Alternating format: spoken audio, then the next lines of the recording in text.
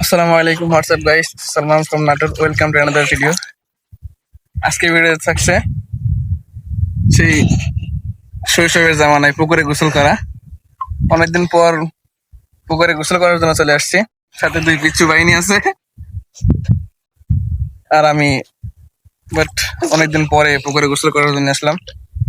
পুকুরের ফিল্ডটা নিয়ে একটু বেশি দূর গেলে ফোন পড়ে যাবে। পানি পানি বললে ফোনে ভিজবি।